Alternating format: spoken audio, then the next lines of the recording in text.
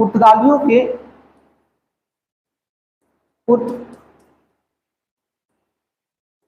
का आगमन। देखिए, जब हम लोग पुर्तगालियों के आगमन की बात करेंगे तो इस पे अभी हम लोगों ने कई बार चर्चा किया कि सबसे पहले जो भारत में आने वाला पुर्तगाली था वो कौन था? तो वो था Vasco D gamma. Vasco D gamma, ठीक है। और ये वास्को डी गामा 1498 में भारत के दक्षिण भाग के कोचीन में आप देखेंगे तो कालीकट के कप्पक डाबू बंदरगाह पर अपना बेड़ा लेकर के आता है, ठीक है। और उस समय यहाँ के जो राजा थे वो कौन थे? जमोरिन थे। ध्यान रखिएगा, ये टाइटल हुआ करते थे, वहां पर जो वंश चलता था वो जमोरिन वंश था, ठीक है। इसके अलावा ये जो वास्को डी गामा भारत के क्षेत्रों में आया था तो ये भारत में एक गुजराती व्यापारी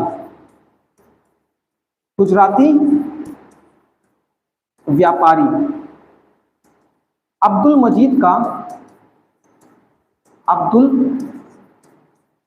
मजीद का ये पीछा करता हुआ आया था, ठीक। वास्को डी गामा जब भारत आता है और भारत से माल को ले जाकर के जब ये यूरोप में बेचता है तो वहां पर इसके आने जाने व रहने सभी खर्चों को निकालने के बाद जो मुनाफा का प्राप्त हुआ था वो 90 गुना मुनाफा था। और शायद यही मुनाफा जो था वो पूरे यूरोप में एक आकर्षण का केंद्र बन गया, जिसकी वजह से पूरा यूरोप खिंचते हुए भारत तक चला आया था, ठीक है। अब यहाँ पर ध्यान रखने वाली बात यह है कि आखिर भारत से वो व्यापार में ऐसा क्या प्राप्त करते थे जिसकी मांग यूरोप में इतनी ज्यादा थी। तो भारत से मुख्य रूप से ध्यान रखिएगा, एक तो भारत के सूती वस्त्र, उनकी डिमांड यूरोप में बहुत ज्यादा थी। दूसरा, भारत और दक्षिण एशियाई देशों में जो मसाले थे, तो प्रारंभ में यूरोपियों में मसालों की होड़ ज्यादा लगी थी। और उसका कारण क्या है? तो एक छोटा सा आप यहाँ पर कंसेप्ट समझ लीजिए। देखिए, जो यूरोप है पूरा वो क्या है? शीतोष्ण जलवायु का क्षेत्र है, शीतोष्ण जलवायु का क्षेत्र है, ठीक है। और यहाँ पर क्या होता है? एक तो ठंड प्रदेश है, दूसरा क्या है? मांस का भोजन, ये क्या है? यहाँ की आप कह सकते हैं मांग है। ऐसे में जो मांस होता था उनको संरक्षित रखने के लिए मसाले में लपेट कर रखा जाता था, मसाले में लपेट कर। जैसे आप वर्तमान में देखते हैं एक फूड प्रोसेसिंग इंडस्ट्री की बात चलती है और उसमें क्या होता है? उसमें कच्चे पदार्थों को पैकिंग करके एक लंबे समय के लिए क्या किया जाता है? उसको स्टोर कर लिया जाता है। बिल्कुल इसी तरह से यूरोप में क्या होता था? यूरोप में ये जो मांस होते थे उनको मसाले में लपेट करके एक लंबे समय तक के लिए प्रिजर्व कर लिया जाता था। अरे आप बहुत दूर मत जाइए, भारत की पृष्ठभूमि समझिए। जैसे अचार वगैरह होते हैं और आप देखते हैं कि उसको क्या होता है? मसाले वगैरह लपेट कर रख दिया जाता है, तो वो एक लंबे समय तक चलता है। बिल्कुल वही प्रक्रिया यहाँ पर चलती थी। और जब शीतकाल वहां पर आता था तो इन मांस की मांग बहुत ज्यादा बढ़ जाती थी और उसी में क्या होता था? इनको बहुत ज्यादा लाभ होता था, ठीक है। इसके अलावा सूती वस्त्र। तो यहाँ पर ध्यान रखिएगा, जब पुर्तगाली तो यहाँ पर ध्यान रखिएगा जब वास्को डी गामा आता है तो वास्को डी गामा को 90 गुना ज्यादा मुनाफा प्राप्त होता है, ठीक है। और इसके पश्चात लगभग 1500 ईस्वी में फिर दूसरा एक व्यापारी काफिला आता है पेड्रो अल्वारेज के नेतृत्व में, पेड्रो अल्वारेज के नेतृत्व में। इसके बाद पुनः 1502 में वास्को डी गामा आता है, वास्को डी गामा आता है। और ये जो व्यापारी काफिलाएं आ रहे थे ये वास्तव में इतना ज्यादा मुनाफा प्राप्त कर रहे थे कि उसके पश्चात फिर जो पुर्तगाल राजा हुआ करते थे उन्होंने क्या किया? भारत में पूरे व्यापार के नियंत्रण के लिए अपनी एक प्रशासनिक इकाई स्थापित कर दी। और उस प्रशासनिक इकाई का जो सबसे प्रमुख अधिकारी रहा उसी को क्या कहा गया? उसी को गवर्नर कहा गया या उसी को वायसराय कहा गया।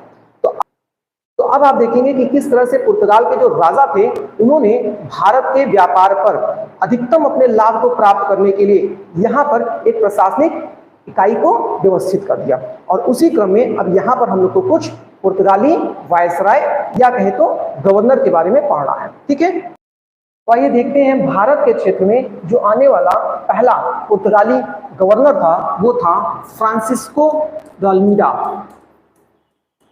Francisco de Almeida.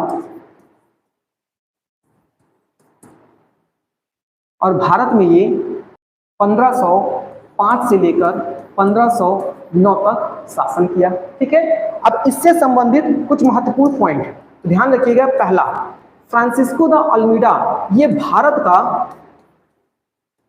का प्रथम गवर्नर, या इसी को हम लोग कहें तो वायसराय था। दूसरी चीज ध्यान रखिएगा, इसने क्या किया, भारत के क्षेत्रों में व्यापार में एकाधिकार स्थापित करने के लिए एक ब्लू वाटर पॉलिसी चलाया।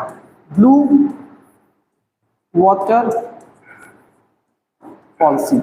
और ये ब्लू वाटर पॉलिसी क्या है, पूरे अरब सागर और हिंद महासागर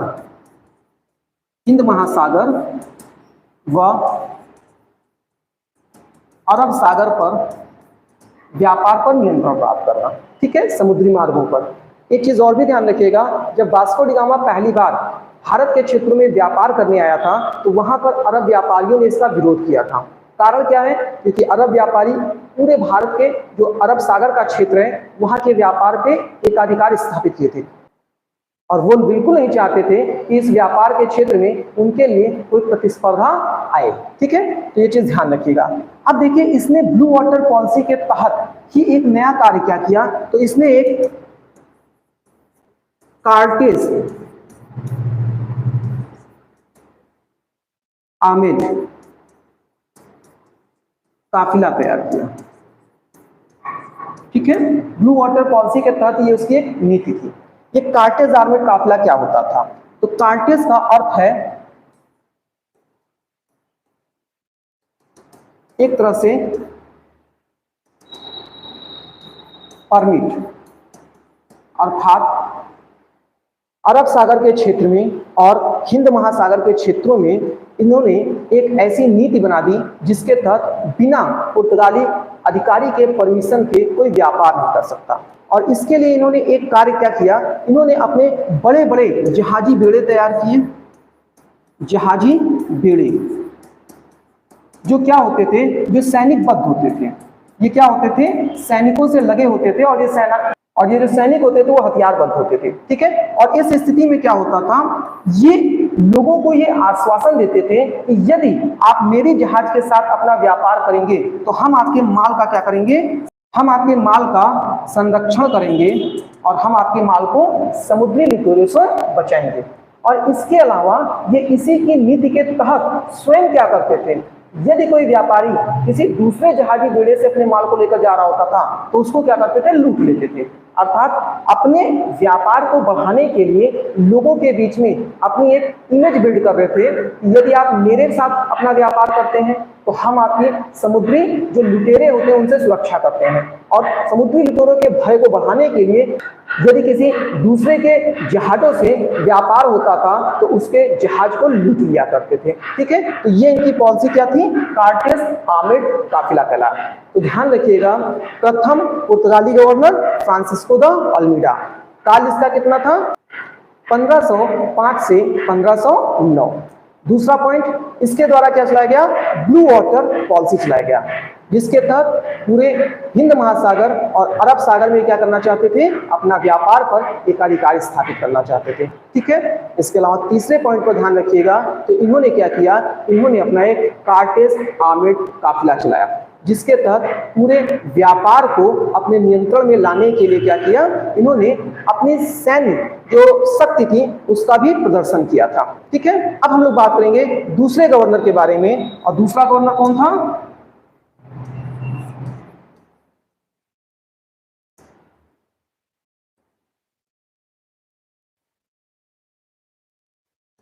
अल्बुकर्क था। ठीक है, अगर हम लोग इसके बारे में बात करें तो अल्बुकर्क का जो काल है वो कितना है, 1509 से लेकर 1515 तक। 1509 से 1515 तक का जो समय था वो अल्बुकर्क का था। अल्बुकर्क को लेकर के कुछ बातें ध्यान रखिए। अल्बुकर्क की अगर हम बात करें तो वास्तव में जो पुर्तगाली थे उनका वास्तविक संस्थापक इसी कहा जाता है। तो ये कौन था, पुर्तगालियों का वास्तविक संस्थापक माना जाता है, वास्तविक संस्थापक। इसे वास्तविक संस्थापक क्यों माना जाता है? क्योंकि इसने भारत में अपने साम्राज्य विस्तार की प्रवृत्ति को जन्म दिया और इसके तहत दो नीति चलाई, एक विवाह नीति और दूसरा क्षेत्रों को जीता।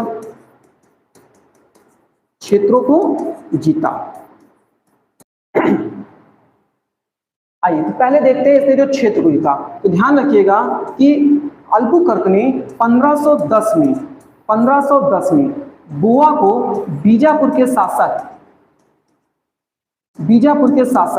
आदिल शाह से जीता। ठीक है। और एक विशेष बात यह भी ध्यान रखिएगा कि गोवा भारत का पहला क्षेत्र है जो औपनिवेशिक शासन के अधीन हुआ और सबसे लास्ट में स्वतंत्र हुआ। तो गोवा जो है वो 1961 में ऑपरेशन विजय चला करके क्या किया गया था, इसे स्वतंत्र कराया गया था। ठीक है। और यही 1961 में क्या था, गोवा के साथ साथ दीव व दमन को भी स्वतंत्र कराया गया था। ठीक है। दीव जो है वो 1535 में और दमन जो है ये 1559 में पुर्तगालियों के अधीन हो गया था। ठीक है। इसका मतलब 1510 में गोवा, 1535 में दीव और 1559 में दमन पर जो है पुर्तगालियों का अधिकार हो गया। और ये सभी भारत में आजादी के बाद 1961 में एक साथ स्वतंत्र हुए। ठीक है। लेकिन यहाँ हम लोग बात कर रहे हैं किसकी, अल्बुकर्क की। अल्बुकर्क ने क्या किया, 1510 में बीजापुर के शासक आदिल शाह से गोवा को जीत लिया और अब यहीं पर क्या किया, इसने पुर्तगाली बस्ती बसाया।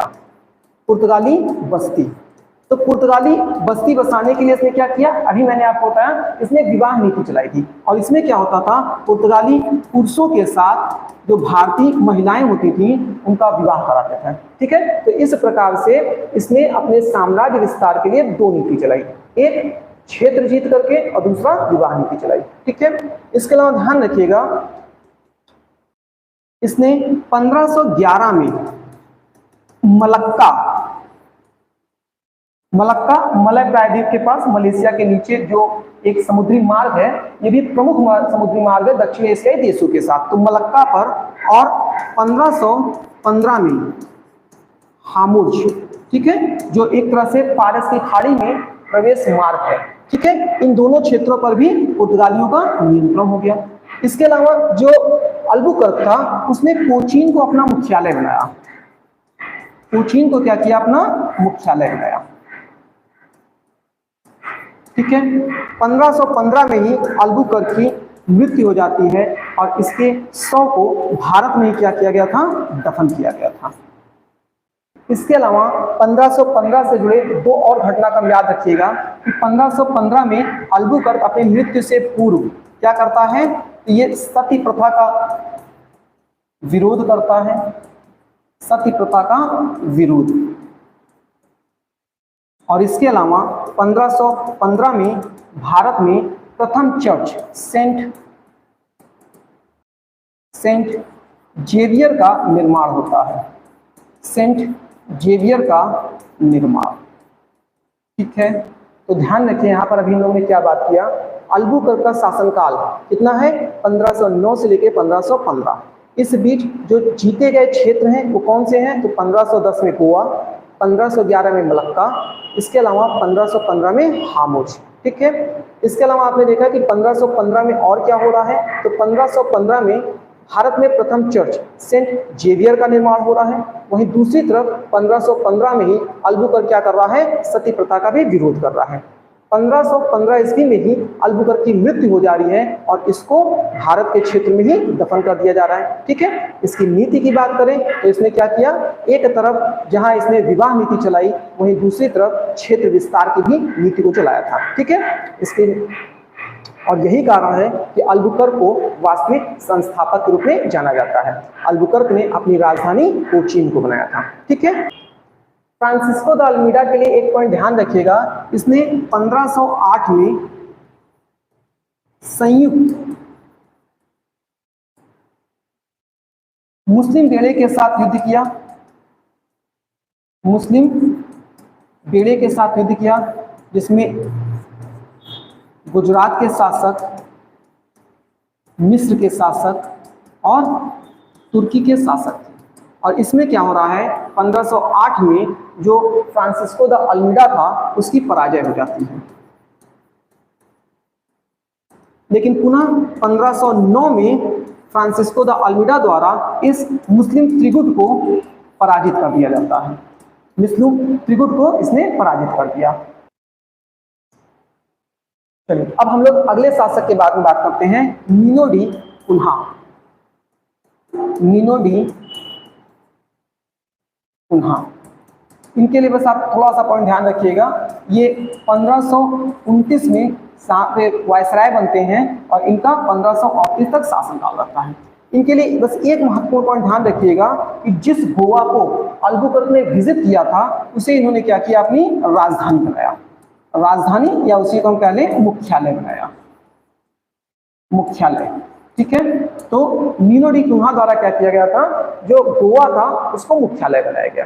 ठीक है, अब हम लोग देखते हैं कि पुर्तगाली लोग भारत से क्या लेके जाते थे। तो पुर्तगाली भारत से क्या लेकर जाते थे, ध्यान रखिएगा। ये कोंकण तट जो था, कोंकण तट, कोंकण तट मतलब भारत का पश्चिमी तट। कौन सा क्षेत्र, महाराष्ट्र और कर्नाटक से लगा, महाराष्ट्र व कर्नाटक। यहां से ये काली मिर्च लेकर जाते थे, काली मिर्च। जबकि केरल के मालाबार तट से, मालाबार तट कहां का, केरल, तो केरल के मालाबार तट से ये अदरक, हल्दी,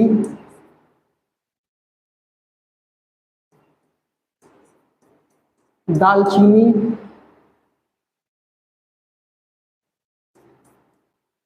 नील आदि लेकर के जाते थे। ठीक है, अब हम लोग देखते हैं भारत में पुर्तगालियों की देन। भारत में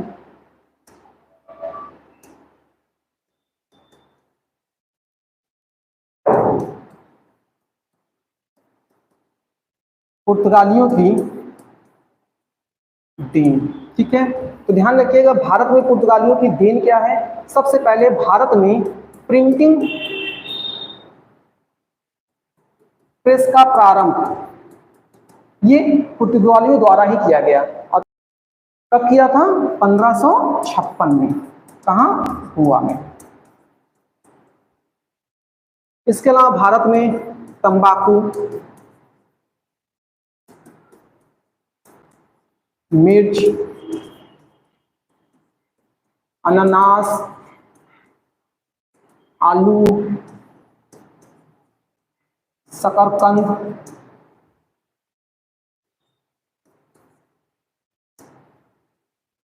काजू, बादाम, पपीता, मूंगफली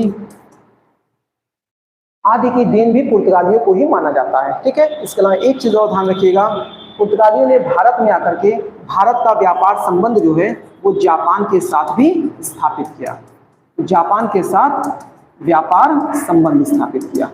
ठीक है, इसके अलावा एक पॉइंट और ध्यान रखिएगा कि जो गोथिक स्थापत्य कला है, गोथिक स्थापत्य कला, इसका संबंध किससे है, तो इसका संबंध भी जो है वो पुर्तगालियों से, पुर्तगालियों से। आइए अब हम लोग यहां पर एक बात ये देखते हैं कि पुर्तगाली भारत में सबसे पहले आए, इसके बावजूद भारत में वो एक लंबे समय तक अपना शासन नहीं कर पाए। तो इसके पीछे कारण क्या था, तो आइए देखते हैं पुर्तगालियों की असफलता का कारण।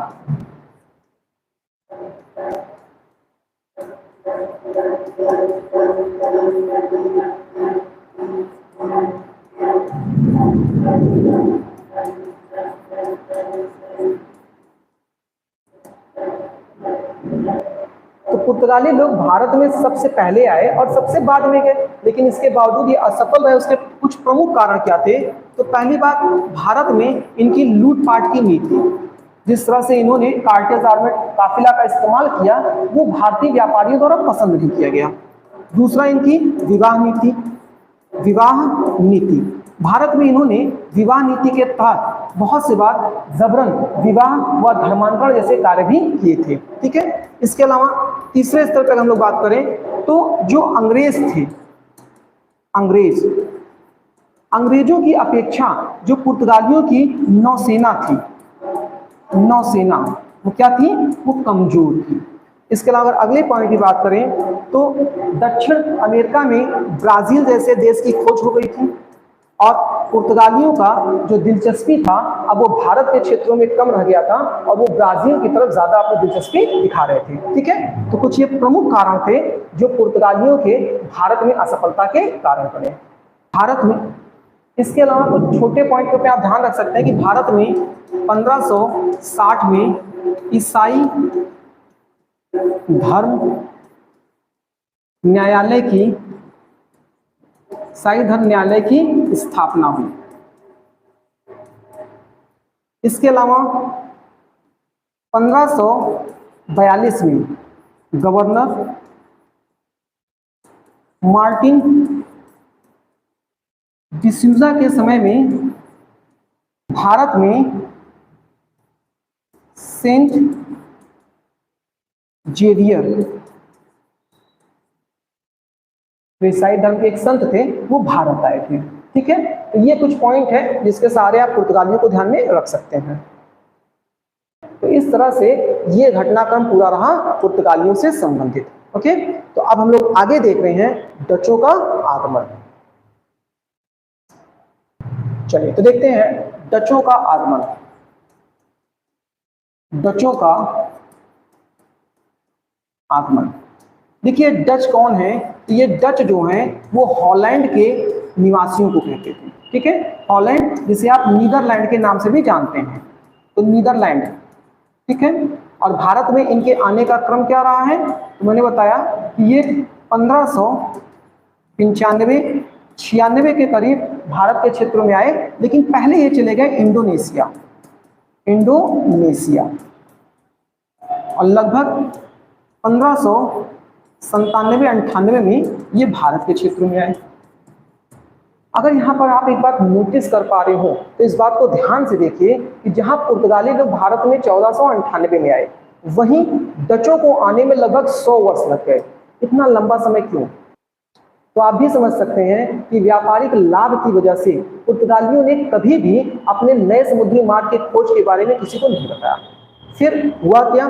तो जब पुर्तगाली लोग अपने माल को लेकर के जाते थे तो अटलांटिक महासागर में क्या होता था? जल दस्युओं द्वारा इनके माल को लूट लिया जाता था और जब इनके माल लूट लिए जाते थे तो वो पूरे यूरोप के भिन्न भिन्न क्षेत्रों में बिकने लगे। और यही बात थोड़ा जानने में समय लगा, लेकिन धीरे धीरे ये बात यूरोप में प्रचलित हो गई कि पुर्तगालियों द्वारा नए समुद्री मार्ग के माध्यम से भारत व दक्षिण एशियाई देशों के द्वारा व्यापार किया जा रहा है। और उन्हीं रूट को फॉलो करके फिर डच व अन्य यूरोपीय देश जो थे उन्होंने भारत में आने का काम प्रारंभ कर दिया। ठीक है। तो चलिए देखिए, भारत में जो डचों का आगमन हुआ है, तो ये डचों के जो आगमन का नेतृत्व कर रहा था वो कौन था? कार्लेनियन द हाउटमैन। तो कार्लेनियन हाउटमैन के द्वारा क्या हो रहा था? भारत में जो जहाजी बेड़ा आया था उसका नेतृत्व किया गया था। ठीक है। और इसके नेतृत्व में ये लोग पहले कहां पहुंचे? 1595-96 वो इंडोनेशिया के सुमात्रा में पहुंचे, सुमात्रा। और वहां से इन्होंने क्या किया? अपने मसाले के व्यापार का कार्य प्रारंभ किया। ठीक है। इसके बाद 1602 में एक डच कंपनी की स्थापना हुई। डच कंपनी की स्थापना हुई और इसे किस नाम से जाना जाता था? इसे जाना जाता था east India company of Netherland. ठीक है। जिसका मुख्य उद्देश्य मसाले का व्यापार करना था। लेकिन यहाँ पर एक बात और ध्यान रखिएगा कि जब डच ईस्ट इंडिया कंपनी, ठीक है, या east India company of Netherland जिसे आप कह रहे हैं, वो भारत के क्षेत्रों में आए तो इन्हें भारत में न केवल व्यापार का बल्कि कुछ अन्य अधिकार भी दिए गए थे। तो इस कंपनी में क्या था, इस कंपनी में 17 निवेशकों का पैसा लगा हुआ था, ठीक है, अर्थात ये क्या था, 17 निवेशकों का समूह था। और इस कंपनी को दक्षिण एशियाई देशों के साथ व्यापार के लिए 21 वर्ष का अधिकार प्राप्त हुआ। लेकिन जैसा कि मैंने भी बताया कि व्यापार के साथ साथ इन्हें कुछ अन्य अधिकार भी प्राप्त हुए थे। तो पहला क्या था, पहला था भारत के क्षेत्रों में आकर के युद्ध करना। दूसरा, जब युद्ध करेंगे तो आवश्यकता पड़ने पे क्या करेंगे, संधि करेंगे, तो संधि करना। तीसरा, भारत के क्षेत्रों को जीतना। अगर आप नोटिस कर पा रहे हो तो ध्यान रखिए कि ये जब कंपनी भारत के क्षेत्र में प्रवेश की तो इसका उद्देश्य व्यापार तो था ही, लेकिन इसके साथ साथ कहीं ना कहीं ये एक साम्राज्य विस्तार की नीति को भी अपने साथ लेकर के आए थे, ठीक है। और यही कारण है कि फिर आगे चल करके आप अभी इनका ब्रिटेन के साथ और पुर्तगालियों के साथ संघर्ष भी देखते रहेंगे, ठीक है। अब हम लोग देखते हैं डच फैक्ट्री के बारे में। इन्होंने क्या किया, इन्होंने 1605 में अपनी प्रथम फैक्ट्री कहाँ स्थापित की, तो इन्होंने अपनी पहली फैक्ट्री लगाई मसूलीपट्टनम में। और अभी शुरू में ही आपको बता दिया था मसूलीपट्टनम कहाँ है, कि आंध्र प्रदेश का क्षेत्र है। इसके अलावा इन्होंने 1610 में चंद्रगिरी के राजा से कुछ क्षेत्र पट्टे पर प्राप्त किया और वहां पर इन्होंने क्या किया, पुलिकट क्षेत्र में एक अन्य फैक्ट्री स्थापित की और यहीं पर इन्होंने फिर स्वर्ण सिक्के की ढलाई का कार्य भी प्रारंभ किया। स्वर्ण सिक्का अर्थात सोने के सिक्के की ढलाई का कार्य प्रारंभ किया और इसी को क्या कहा जाता था, इसी को पैगोडा कहा गया, ठीक है। ये जो स्वर्ण सिक्का डचों द्वारा चलाया जाता था उसी को पैगोडा कहते थे, ठीक है। अब आइए हम लोग देखते हैं, क्योंकि जब डच भारत के क्षेत्रों में आए तो पुर्तगाली जो थे वो पहले से ही अपना व्यापार एकाधिकार स्थापित कर चुके थे और इस कारण क्या हो रहा है, डचों का संघर्ष आपको किसके साथ देखने मिलेगा, पुर्तगाली के साथ। तो चलिए देखते हैं डच पुर्तगाली संघर्ष। 1605 में डचों ने इंडोनेशिया के क्षेत्र में अम्बायाना को जीत लिया। अम्बायाना कहां पे था, ये इंडोनेशिया का क्षेत्र, इंडोनेशिया। इसके अलावा 1619 में जकार्ता को जीत लिया और वहां पर बटाविया नगर बसाया। इसके अलावा 1641 में मलक्का को जीता। मलक्का बताया था आपको, पुर्तगालियों द्वारा मलक्का पर भी नियंत्रण कर लिया गया था। और 1658 में ये सभी पुर्तगालियों के क्षेत्र थे जिसको डचों ने क्या किया, इनसे संघर्ष करके प्राप्त कर लिया था। 1658 में कासिम बाजार, बालासोर,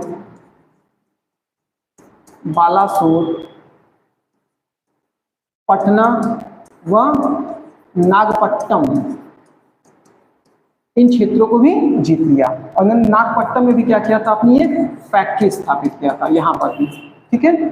तो इस प्रकार से डचों ने क्या किया, पुर्तगालियों के साथ संघर्ष किया और पुर्तगालियों के कुछ क्षेत्रों को जीत लिया। 1605 में इन्होंने इंडोनेशिया के क्षेत्र अम्बायाना को जीता, 1619 में जकार्ता को जीता और वहां बटाविया नगर बसाया, 1641 में मलक्का को जीत लिया, जबकि 1658 तक कासिम बाजार, बालासोर, पटना, नागपट्टनम इन क्षेत्रों पर भी अपना नियंत्रण कर लिया।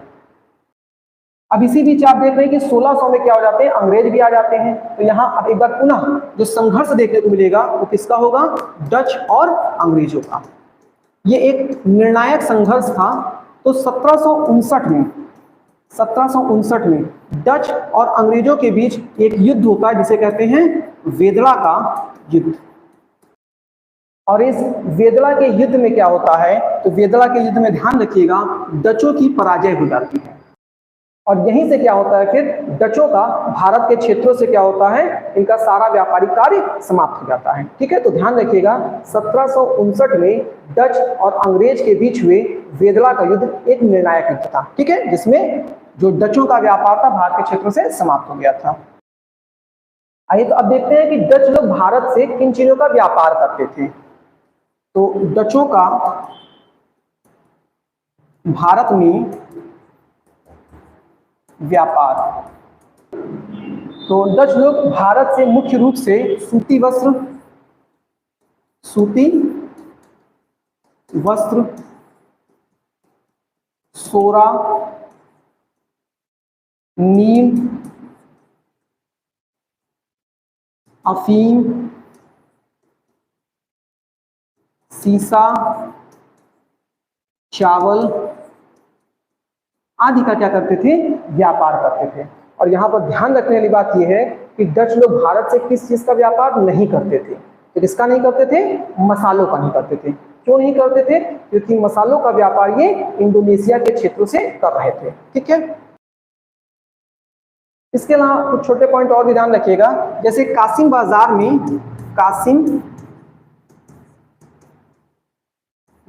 में इन्होंने क्या किया था, डचों ने रेशम की फैक्ट्री स्थापित किया था, रेशम की फैक्ट्री।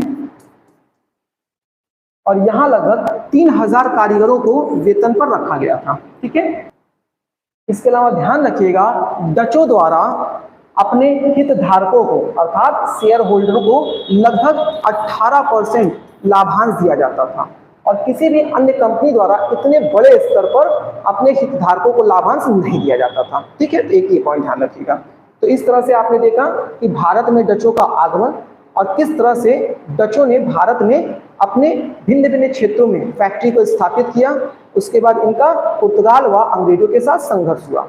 निर्णायक संघर्ष के रूप में एक वेदला का युद्ध जो 1759 में रहा अंग्रेजों के साथ, और इसमें डचों की पराजय हो गई। ठीक है, और इसके अलावा आपने देखा कि डच लोग किस प्रकार के सामान को भारत से व्यापार के क्रम में ले जाते थे। ठीक है, तो अब हम लोग आगे जो बात करेंगे वो बात करेंगे हम लोग अंग्रेजों की।